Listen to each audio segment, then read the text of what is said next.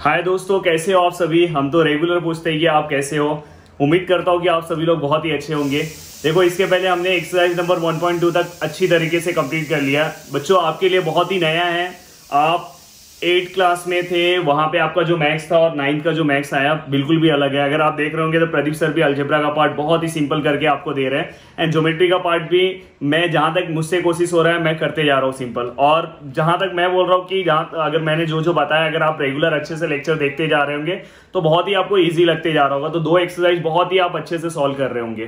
तो गाइस, आज हम 3rd एक्सरसाइज पे जाते हैं। 3rd एक्सरसाइज पे जाने के पहले अब आपको एक थ्योरम भी है, वर्टिकली अपोजिट एंगल थ्योरम। तो आज मैं 3rd एक्सरसाइज कंप्लीट करा देता हूं, इसके बाद मैं थ्योरम कराऊंगा। थ्योरम मैं आपको अच्छे से कराऊंगा। वो थ्योरम कंफर्म आपको 4 मार्क्स के लिए आने वाला है। कंफर्म 4 या 3 मार्क्स के लिए कंफर्म आएगा थ्योरम।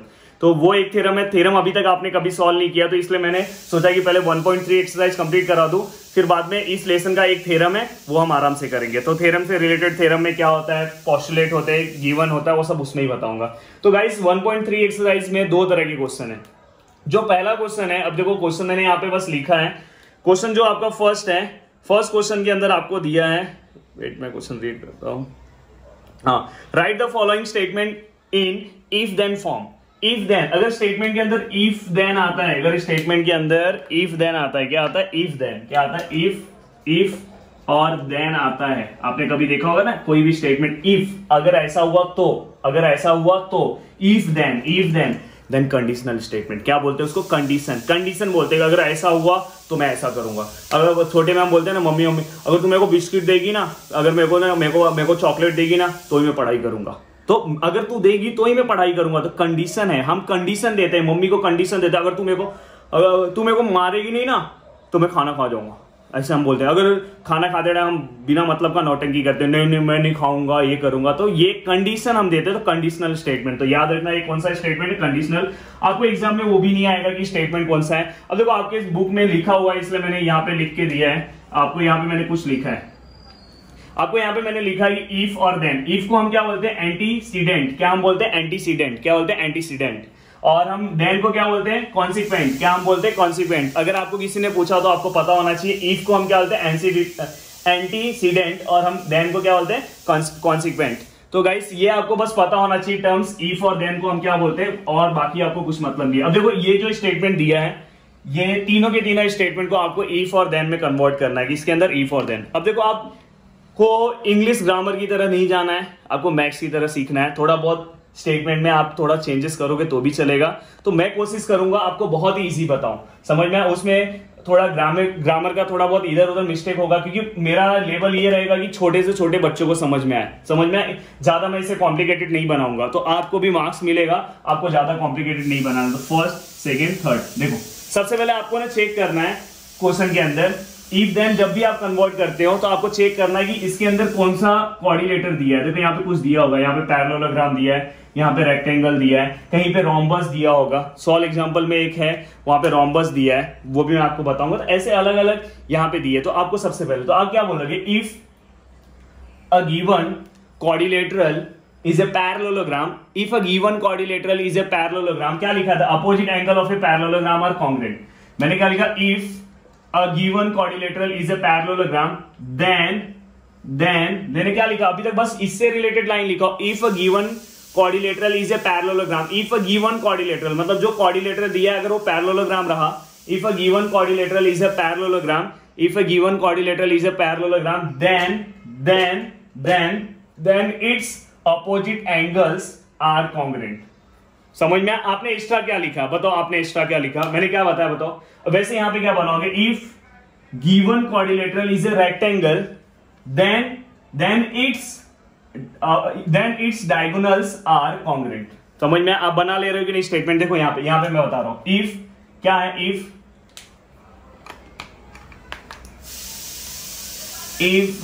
इफ के बाद मैं कलर चेंज करता हूं। If A given quadrilateral is, if a given quadrilateral is a parallelogram, if a given quadrilateral is a parallelogram, then देखो then आया ना, दिखाई दे रहा है? आपको अलग अलग पेन यूज नहीं करना है, एक ही पेन से लिखना है। मैं आपको बता रहा हूं, इफ अ गिवन क्वाड्रिलेटरल, मतलब जो दिया गया इज अ पैरेललोग्राम, याद हो गया, इज अ पैरेललोग्राम, देन यहां पे क्या लिखोगे, इट्स जो लाइन लिखा है अपोजिट एंगल्स आर कॉन्ग्रुएंट, क्या लिखोगे, then its opposite angles are congruent. तो गाइस कितना इजी हो गया, आपने इफ देन कितने आराम से यूज किया। If a given quadrilateral is a parallelogram then its opposite angle are congruent, if a given quadrilateral is a parallelogram then its opposite angle are congruent. अब देखो यहाँ पे इफ के बाद जो दिया रहता है वो हमेशा गिवन रहता है, मतलब वो हमको सम में दिया है, और देन के बाद थ्योरम में हमेशा हमें प्रूफ करना रहता है, वो चलो बाद में बताऊंगा। यहाँ पे आप कन्वर्ट करो, यहाँ पे कैसे आएगा बताओ, सेम टू सेम आपको करना है। क्या लिखोगे, इफ, क्या लिखोगे यहाँ पे, इफ ए गिवन, ये भी क्वाड्रिलेटरल है ना, 4 साइड होता है ना इसके अंदर, अगर समझो ट्राइंगल से रिलेटेड है तो ट्राइंगल लिखने का, if a given triangle is isosceles, जो भी रहेगा। अभी देखो यहाँ पे क्वाड्रिलेटरल है, 4 साइड है, तो quadrilateral, if a given quadrilateral is a, क्या आएगा बोलो, is a rectangle, then its diagonals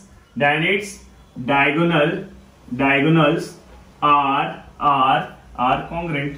कितना इजी है बताओ, कितना सिंपल है। इतना सिंपल सा स्टेटमेंट हमें आएगा, आपको 2 मार्क्स के लिए आएगा कन्वर्ट करने के लिए कोई भी 2 स्टेटमेंट, कितने आराम से करेंगे, 3 स्टेटमेंट आता है। अभी देखो यहाँ पे, in isosceles triangle the segment joining the vertex and the mid point of the base is perpendicular to the base. अब देखो इतना बड़ा लिखा है तो इसमें आपको कुछ समझ में आया नहीं है, आपको कुछ नहीं समझना है। यहाँ पे क्या लिखा है, इन आइसोसेलेस ट्राइंगल लिखा है ना, तो आप क्या लिखोगे, जैसे यहाँ पे लिखते हो if a given quadrilateral is a rectangle, तो यहाँ पे क्या लिखोगे, if a given triangle is isosceles, if a given triangle is isosceles triangle, या तो इफ आइसोसेलेस ट्राइंगल, ऐसे भी लिख सकते हैं, if an isosceles triangle then आगे का पूरा छपाई मार दो, समझ लो, उसमें थोड़ा सा चेंजेस रहता है पर पूरा का पूरा छपाई मार दो, आपको मार्क्स मिलेगा। दिखाई दे रहा है क्या चेंजेस किया बताओ, बस चेंजेस क्या किया बताओ, क्या किया, if an isosceles triangle, if a given triangle is isosceles, ऐसे भी लिख सकते हो, या तो जिसको ये इजी बच्चों के लिए, इफ आइसोसेलेस ट्राइंगल देन ये पूरा the segment joining the vertex and the mid point of a base is perpendicular to the base. Guys कितना इजी मैंने करके दे दिया, इतना समझ में आया आपको, समझा कि नहीं समझा। अब देखो ये फर्स्ट क्वेश्चन आपको समझ में आया, अब आपको पता है क्या पढ़ना है, कन्वर्स, क्या पढ़ना है, कन्वर्स। अब कन्वर्स मैं आपको बताता हूं, थोड़ा सा कन्वर्स के ऊपर मैं आपको बताता हूं, फिर हम कन्वर्स के क्वेश्चन लिखेंगे, और कन्वर्स के क्वेश्चन भी बहुत इजी है। कन्वर्स मतलब क्या होता है पता है, इफ देन, ओके। अब मैं आपको कन्वर्स बताता हूं, इफ देन, अगर कन्वर्स आपको करना है तो कन्वर्स बस किसका हो सकता है पता है, इफ देन का ही हो सकता है। आप 11th पे जाओगे ना, 12th में कन्वर्स, इनवर्स, कॉन्ट्रा पॉजिटिव रहता है, और वो 3 मार्क्स के लिए एग्जाम में आता है, पर अभी आप 9th में हो, बहुत टाइम है, समझ में। तो कन्वर्स जो है मतलब उल्टा। अब उल्टा मतलब क्या होता है, उल्टा मतलब क्या होगा, अगर मैं बहुत ही नॉर्मल सा एग्जांपल दे रहा हूं जिससे आपको समझेगा, अगर मम्मी तू मुझे चॉकलेट देगी ना तो मैं खाना खाऊंगा, अगर मम्मी तू मुझे चॉकलेट देगी ना तो मैं खाना खाऊंगा, इसी को आपको उल्टा लिखना है। क्या लिखोगे, क्या अगर मैंने क्या बोला, अगर मम्मी तू मुझे चॉकलेट देगी तो मैं क्या करूंगा, खाना खाऊंगा, अगर मैं खाना खाऊंगा तो तू मुझे मम्मी चॉकलेट देगी। देखो चेंज हो गया कि नहीं, अगर मैं खाना खाऊंगा तो मम्मी तू मुझे क्या करेगी, चॉकलेट देगी, उल्टा कर दिया, समझ में आएगी नहीं। जो इफ देन यहां पे जो लिखा था और जो यहां पे लिखा था उसको क्या करने का, बस आपको ऐसे कर देना है, ये वाला पार्ट यहां पे भेज देना है, ये वाला पार्ट यहां पे क्या लिखा था, अगर क्या था यहां पे बताओ, अगर तू मम्मी मुझे चॉकलेट देगी तो मैं खाना खाऊंगा, तो ये क्या हो जाएगा, ये वाला पार्ट यहाँ पे आ गया, अगर मैं खाना खाऊंगा तो मुझे क्या करेगी, चॉकलेट देगी। तो गाइस यहाँ पे आपको क्या करना है, बहुत ही इजी है, आपको बस उसी के अकॉर्डिंग इनवर्स कन्वर्स करना है। If a given quadrilateral is a rectangle then its diagonal are congruent, आप आराम से कर सकते हो, इफ देन, बताओ यहाँ पे इफ के देन के बाद वाला जो पार्ट है, देन के बाद वाला पार्ट है वो यहाँ पे आ जाएगा, क्या आएगा बताओ, if the diagonals are congruent, if the diagonals are congruent then the given quadrilateral is a rectangle. समझ में आएगी नहीं, ये वाला पार्ट इधर आ जाएगा, ये वाला पार्ट इधर आ जाएगा, देन के बाद वाला पार्ट इफ के इधर आ जाएगा, इफ का उधर। बेंच का देखो ये तो बस रिप्लेस कर दिया, समझ में आएगी नहीं, ये देखो यहाँ पे था, ये यहाँ पे था, ये यहाँ पे था, बस ये ऐसे चलेगा। समझ में, इसको हम क्या बोलते हैं, इसको क्या बोलते हैं हम, कन्वर्स। क्या बोलते हैं, कन्वर्स। तो गाइस आपको कभी भी स्टेटमेंट को अगर कन्वर्स फॉर्म में करना है तो सबसे पहले आपको उसका इफ देन फॉर्म लिखना पड़ेगा, फिर आप कन्वर्ट कर सकते हो, अदरवाइज नहीं कर पाओगे। तो आपको इफ देन फॉर्म आपको लिखना है, फिर आप उसे क्या करोगे, कन्वर्ट करोगे। समझ में आएगी नहीं। तो कन्वर्ट्स मतलब अभी देखो आपने पढ़ा है, चलो मैं पहले क्वेश्चन लिख देता हूं, फिर मैं आपको बताता हूं। ओके, तो मैं क्वेश्चन लिख, तो गाइस यहाँ पे मैंने क्वेश्चन लिख दिया है। क्वेश्चन आपको दिखाई दे रहा होगा, क्वेश्चन नंबर सेकंड में फर्स्ट सेकंड थर्ड है। अब क्वेश्चन का हेडिंग अलग है। क्वेश्चन का हेडिंग क्या है पता है इस बार, write the converse of the following. क्या करना है, राइट द कन्वर्स। आपको क्या करना है, कन्वर्स लिखना है। आपको क्या लिखना है, कन्वर्स लिखना है। तो याद रखना है क्वेश्चन नंबर आपको सेकंड क्या लिखा है, right the converse of the following. सबके कन्वर्स लिखने हैं आपको। अब देखो यहाँ पे स्टेटमेंट में अगर इफ देन है तो आप तुरंत क्या कर सकते हो, उसको इंटरचेंज कर सकते हो। जैसे यहाँ पे इफ दिखाई दे रहा है, यहाँ पे देन दिखाई दे रहा है। ओके, अगर आप इसका कन्वर्स लिखने जाओगे तो आप तुरंत इसे क्या कर सकते हो, चेंज कर सकते हो। क्वेश्चन नंबर सेकंड को क्या करना है, आपको इफ लिखना है और देन लिखना है। समझ में, इफ में क्या आएगा, इफ के बाद आप क्या लिखोगे, जो देन के बाद लिखा हुआ है। समझ में, मैंने याद है ना आपको ऐसे इंटरचेंज कराया था। देन के बाद क्या लिखा है, द लाइन्स आर पैरेलल। समझ में, क्या लिखा है, द लाइन्स आर पैरेलल, तो यहाँ पे आ जाएगा। समझ में, और देन के यहाँ पे देन के बाद क्या आएगा, a pair of interior angle made by the transversal of two lines are supplementary. समझ में आया, तो आप क्या कर सकते हो, इंटरचेंज कर सकते हो। बट ये आप नॉर्मली ये सब लोग ऐसे याद रखना, if a pair of interior angle made by the transversal of two lines are supplementary then the lines are parallel. तो आप यहाँ पे लिख सकते हो। ओके, तो यहाँ पे आप अगर यहाँ पे ऐसे भी लिख सकते हो, आप ये इंटरचेंज करके लिख सकते हो। पर अगर यहाँ पे अगर आपको और लिखना है अच्छा, तो यहाँ पे देखो क्या लिखा है, टू लाइन्स लिखा है। तो यहाँ पे क्या लिख सकते हो, if two lines are parallel. क्या लिख सकते हो, if two lines are parallel then यहां से पूरा का पूरा आपको कॉपी करना है। कौन सा, ये अ pair of interior angle made by the transversal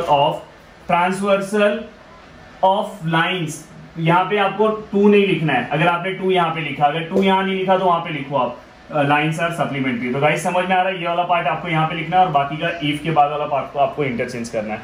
अब देखो यहाँ पे इस वाले स्टेटमेंट में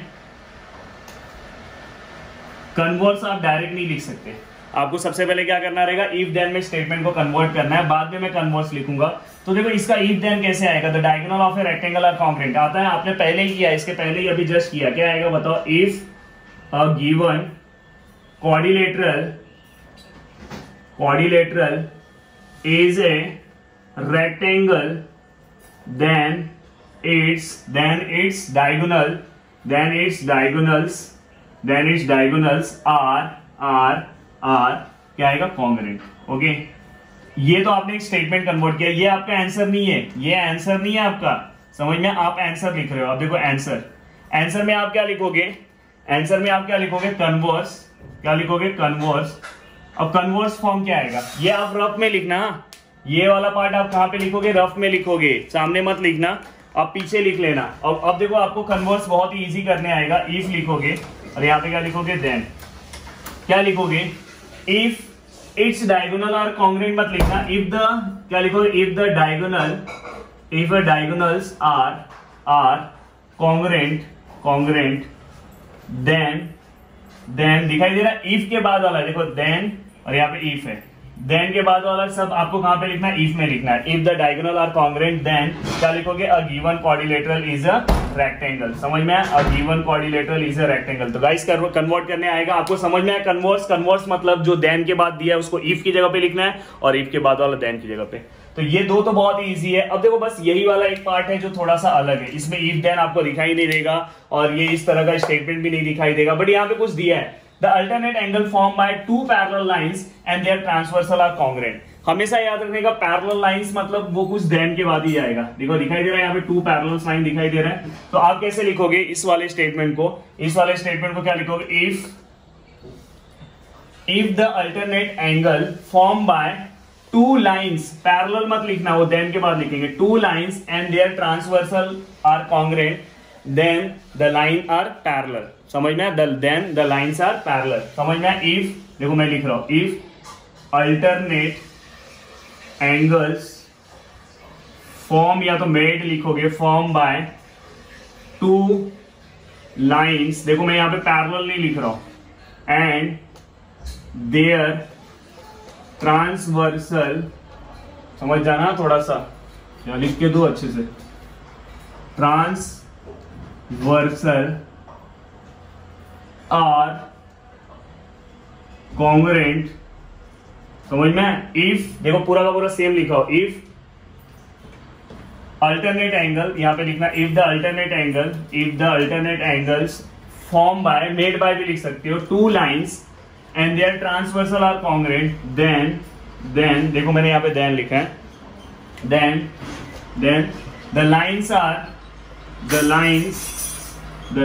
आर क्या आएगा? पैरेलल। लाइन क्या होगा? पैरेलल होगा। बस आपको यही क्वेश्चन एक थोड़ा सा अलग है, बाकी तो बहुत इजी है। इस क्वेश्चन में आपने पहले क्या किया, इफ देन में कन्वर्ट किया, बाद में इफ वाले, इफ देन में आपने देन के बाद वाले को इफ पे लिया, इफ के बाद वाले को देन पे ले लिया। यहाँ पे आपको इफ देन दिया, बस आपको अल्टरनेट लेना है और यहाँ पे आपको याद रखना है। तो गाइस कुछ चेंजेस नहीं है, आपको कुछ नहीं सोचना है। अगर आपने यहाँ पे टू वाला जो पार्ट है अगर आपने लिख दिया तो भी चलेगा, आप बस इफ के बाद देन के बाद जो है इफ पे डाल दो और इफ के बाद जो है आपको देन पे डाल देना, आपको कुछ नहीं रखना है। बस इस वाले क्वेश्चन में आपको याद रखना पैरेलल लास्ट में आएगा, then the lines are parallel. तो गाइस यहाँ तक आपको समझ में आया। आपका एक्सरसाइज नंबर 1.3 होने के साथ आपका ये लेसन भी कंप्लीट हो गया। बस एक थ्योरम बाकी है, मैं इसके बाद वाले लेक्चर में आपको एक थ्योरम कंप्लीट करा दूंगा और वो थ्योरम 3 मार्क्स के लिए एग्जाम में कंफर्म आएगा। अभी तक आपने एक भी थ्योरम नहीं सॉल्व किया है, थ्योरम कैसे सॉल्व करना है सब कुछ मैं करा के दूंगा, आपको बिल्कुल भी टेंशन नहीं लेना है।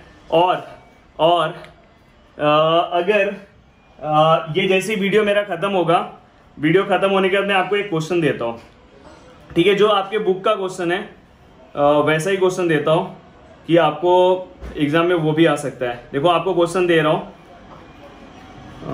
द डायगोनल्स, लिख लो क्वेश्चन लिखो first, the diagonals of a rhombus are perpendicular bisector of each other. लिखो question, the diagonals of a rhombus are perpendicular bisector of each other। लिखो, the diagonals of a rhombus are perpendicular bisector of each other।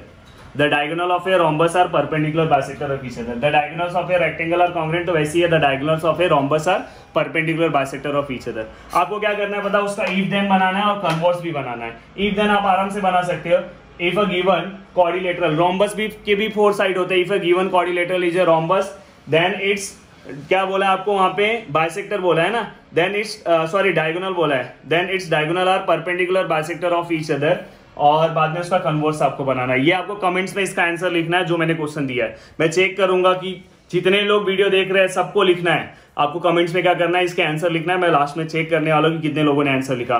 Guys अगर आपको video अच्छा लगा होगा तो please video को like कर दो, भूलना मत। याद से देखो बाजू में लाइक दिखाई दे रहा हो, ऐसा दिखाई दे रहा होगा, वहां पे जाके आप लाइक कर दो।